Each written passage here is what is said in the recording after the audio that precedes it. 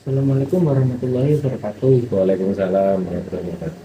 Sebelumnya selamat sore dan mohon maaf jika mengganggu sore Bapak. Ya. Saya dan kawan-kawan saya dari SMAN 1 Talun ingin mewawancarai Bapak mengenai virus COVID. Sebelumnya maaf sedikit melenceng. Bapak bekerja di bagian apa ya Pak? Oh iya, jadi terima kasih telah menemui dan hadir di rumah saya ya. Sebelumnya saya sampaikan kalau saya itu adalah perawat yang mana pada saat pandemi kemarin saya berada di terdepan yaitu di IGD di bagian triase. Triase itu ruangan atau bagian yang memilah. Jadi pasien ini pada saat datang pertama nanti ini berada di kategori mana dan sebagainya. Jadi selain dibekali oleh ilmu bagaimana untuk pemilahan tentang kasus-kasus dengan cara cepat, kami juga dilatih untuk berkaitan dengan perawatan dan penanganan serta keilmuan tentang COVID-19 itu. Baik Pak, terima kasih. Sebenarnya virus COVID itu seperti flu biasa kan Pak? Nah, itu kenapa sampai bisa menjadi pandemi yang lama hingga 2 tahun ini?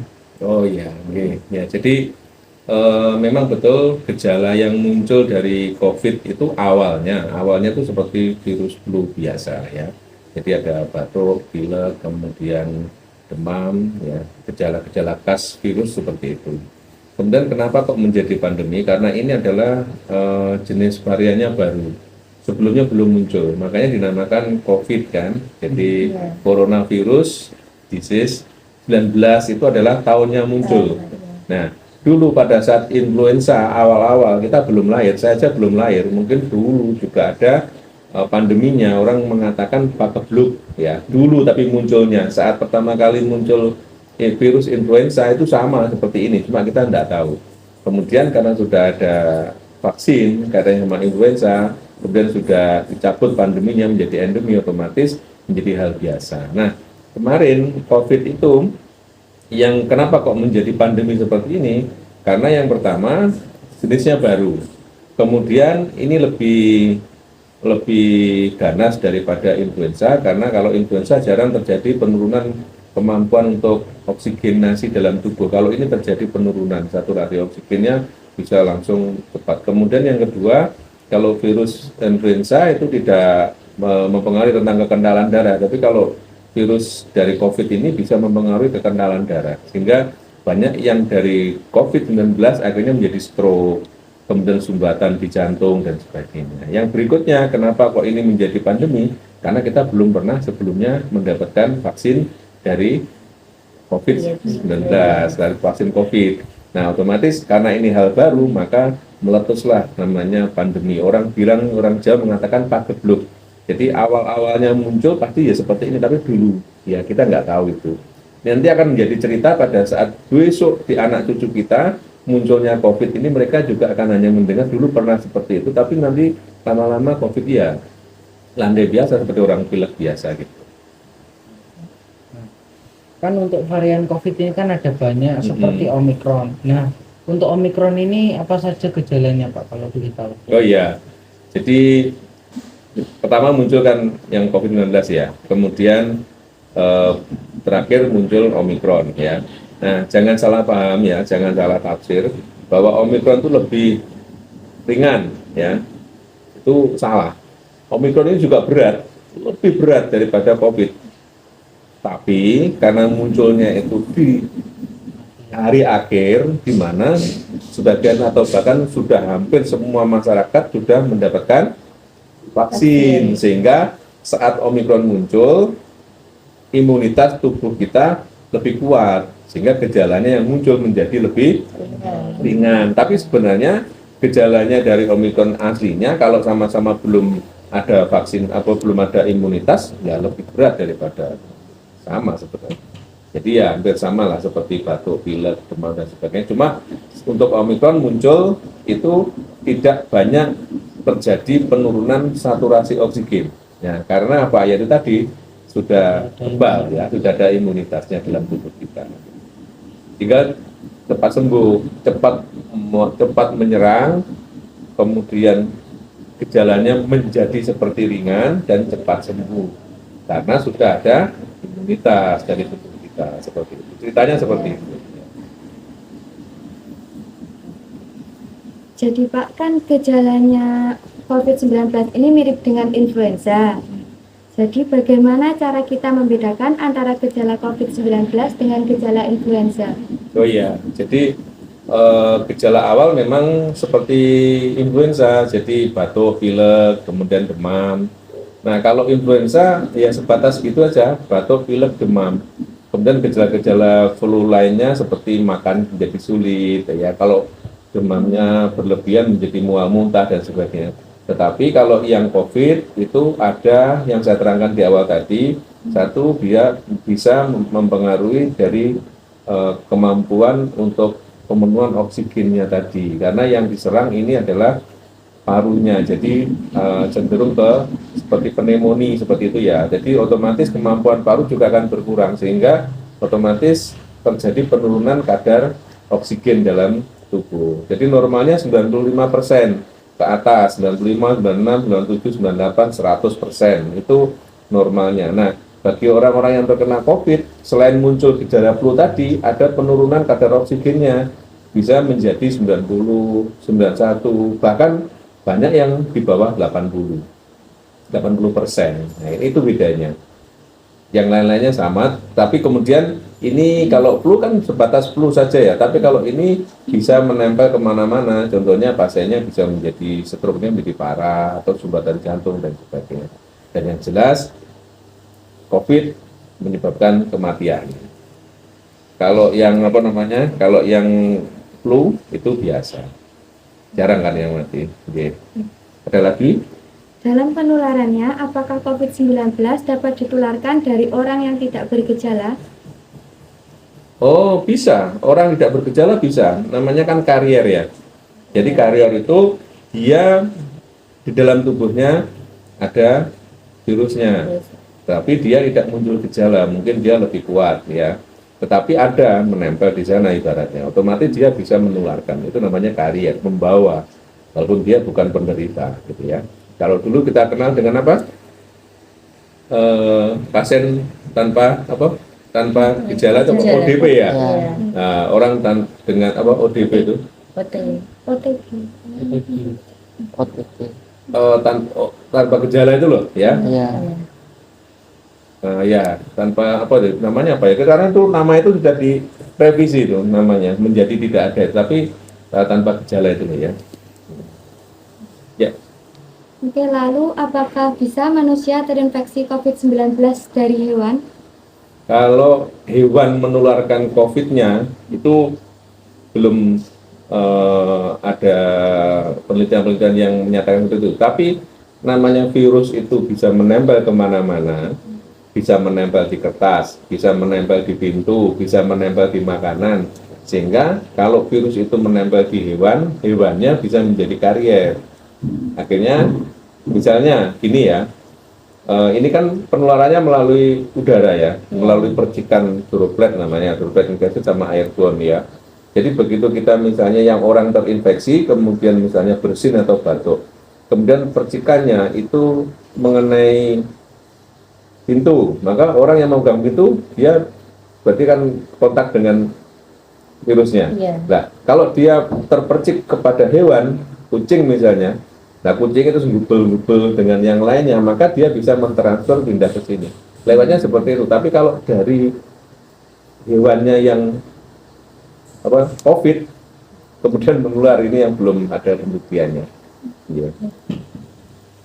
Kalau untuk waktu penularannya butuh berapa lama sih waktu sejak tertular COVID-19 hingga muncul gejala? Oh iya, itu kita bilang masa inkubasi. Kita sudah kenal ya kemarin masa inkubasinya kan sekitar 14 hari ya. Jadi makanya batasan 14 hari itu jika tidak ada gejala sampai 14 hari maka bisa dikatakan aman lah seperti itu ya. Jadi ya selama itu masa inkubasi namanya. Oke. Apakah virus COVID-19 dapat kambuh secara berulang-ulang? Bisa, ya bisa. Jadi bukan kambuh ya. terinfeksi kembali. Nah, beda ya. Kalau kambuh itu seperti misalnya apa ya?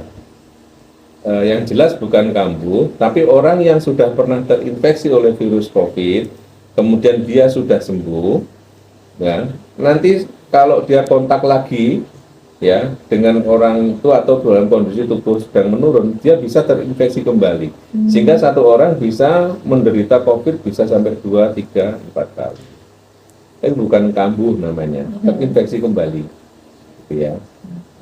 Kan virus COVID-19 ini lebih kuat daripada virus-virus lainnya. Lalu berapa lama virus COVID-19 dapat bertahan di permukaan? Di luar tubuh ya. Ya, Jadi kalau virus COVID ini memang dia bandel ya. Jadi kalau yang lain-lainnya hanya dengan air bisa hilang, ini nggak bisa hilang.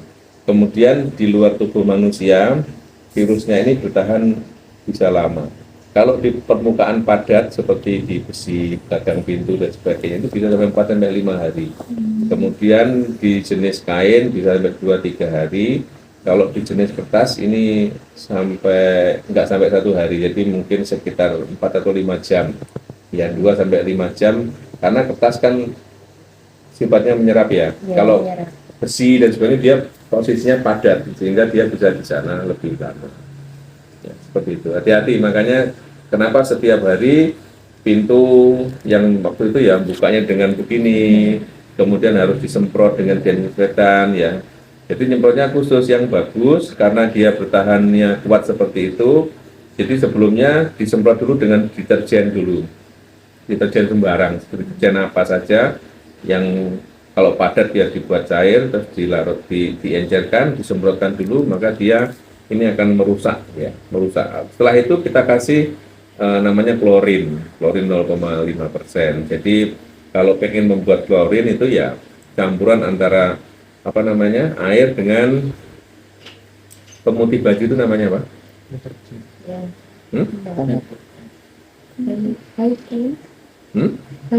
Baiklin. Ya seperti itu. Itu klorin baru nanti bisa mati. Ya. Apakah orang yang memiliki riwayat penyakit yang menyerang saluran pernapasan akan rentan tertular penyakit COVID-19? Betul, iya. Jadi orang-orang yang memiliki bukan hanya pernapasan ya, jadi orang-orang yang memiliki penyakit-penyakit degeneratif ya, kemudian penyakit yang bersifat penahun, maka dia akan mudah terserang oleh virus COVID. Karena apa? Jelas orang yang sering sakit itu imunitasnya turun, kondisinya sering jelek. Pada saat kondisi menurun, maka sifatnya virus dia akan bisa masuk ke dalam tubuh kita. Kalau kita kuat, maka virus tidak bisa masuk. Ya. Apalagi kalau ini orang-orang dengan saluran pernapasan, misalnya orang asma, kemudian orang dengan penyakit apa ya, penyakit obstruktif menaun ya, PPOK yang seperti apa ya, PPOK yang batuk nggak sembuh-sembuh dan sebagainya, itu mudah sekali nanti terserang ini. Dan biasanya prognosanya atau penampilannya atau hasil akhirnya itu jelek, banyak yang meninggal. Ketika Bapak menangani pasien COVID-19, apakah Bapak tidak ada rasa takut atau khawatir jika nantinya akan tertular COVID? Takut Mas, ya pasti itu takut ya. Jadi saya sering ngabari ke rumah kalau misalnya saya masuk ruang isolasi gitu, pamitan dengan harapan ada support dari rumah, kemudian mungkin dia didoakan dari rumah supaya saya selamat selama masuk. Itu berarti bagian dari rasa kekhawatiran, ketakutan. Ya, jadi takut sebenarnya. Tetapi karena kita ini sudah diajari bagaimana cara mencegah, bagaimana cara perawatan, kemudian yang kedua karena kita menjalankan tugas, maka takut itu berangsur-angsur akan memudar, tapi berganti dengan kehati-hatian. Beda lah ya. Kalau takut itu kan nggak berani sama sekali, masuk nggak berani, megang nggak berani, tapi karena ada tugas, kemudian sudah dibekali cara perawatan, bagaimana mengantisipasi dan sebagainya, maka berubah menjadi kehati-hatian. Waspada hati-hati. Itu beda dengan takut. Sehingga kita masuk melakukan perawatan menggunakan APD yang benar, pakai apa namanya hazmat ya, seperti itu. Sehingga itu bagian dari kehati-hatian kita. Ya. Kan terdapat banyak sekali jenis antibiotik dalam kehidupan medis ya Pak. Lalu jenis antibiotik apa sih yang efektif dalam mencegah COVID-19? Jadi gini ya, gini ya Mas Mbak ya. Kita harus paham bahwa antibiotik itu untuk bakteri. Kalau corona itu COVID itu apa? Virus. Maka dia tidak ada antibiotik yang efektif untuk virus. Belum ada. Karena memang nggak pas, virus itu bukan dengan antibiotik. Ya, kan beda dengan bakteri. Kalau bakteri dengan antibiotik bisa. Untuk itu, kalau pertanyaannya seperti itu, ya jawabannya tidak ada yang efektif, tidak ada yang pas. Tetapi karena COVID itu menyerang biasanya dengan penyakit penyerta, maka antibiotik tetap dibutuhkan untuk mengobati penyertanya. Ya, misalnya COVID, tapi tipes, ya otomatis kita berikan antibiotik untuk tipesnya, ya. Tapi bukan untuk COVID-nya. Nah, dengan harapan kalau tipesnya sudah sembuh atau membaik, dia kan semakin kuat. Nah, kuatnya ini makan menjadi kuat, maka virus akan keluar sendiri, kalah sendiri. Seperti itu. Ya. Jadi adanya seharusnya antivirus, tapi belum ada antivirusnya untuk COVID-nya. Adanya ya yang menyerupai ya, seperti herbal dikatakan ini bagus untuk virus dan sebagainya. Tapi semuanya adalah kembali pada bentuk menguatkan kondisi tubuhnya dengan kondisi tubuh yang kuat, sehingga virus ini akan kalah. Sama dengan influenza, kalau sampean kondisinya capek, ada orang yang pilek, jangan mendekat, pasti nanti virusnya pindah. Ya, tapi kalau kita kuat dan sebagainya, ya virus mungkin akan masuk, nggak jadi masuk. Gitu. Kita kuat masalahnya. Ya. Ada lagi? Cukup segitu pertanyaan yang kita tanyakan. Terima kasih atas waktu Bapak dan informasi yang Bapak berikan kepada kami. Ada kurang lebihnya dari perkataan, sikap maupun tingkah laku kami, mohon dimaafkan, dan cukup sekian. Terima kasih yang sebesar-besarnya karena telah meluangkan waktu untuk kami. Ya, jadi saya juga terima kasih, dan saya juga mohon maaf apabila mungkin jawaban saya ada yang kurang pas atau kurang ngena, atau mungkin apa namanya tidak sesuai seperti yang diharapkan. Tapi ya itulah namanya keilmuan, selalu update ya. Jadi yang saya katakan hari ini mungkin akan berbeda lagi jika akan dilihat ditampilkan di tahun-tahun berikutnya, karena ilmunya akan selalu terupdate ya. Sama seperti COVID, di awal-awal muncul penata laksananya begini, jarak 1 bulan berubah lagi, penata laksananya ganti begini, karena terus diupdate terus ya. Terus yang terakhir, oh enggak usah pakai itu, sekarang harus pakai gini ya, seperti itu ya. Jadi sifatnya ilmu adalah selalu dinamis, maka kalau ada sumber baru, asalkan itu dibaca kemudian sumbernya jelas, maka itulah bisa kita kaji kembali bahwa itu mungkin yang terbaru, seperti itu ya. Oke, terima kasih kehadirannya ya.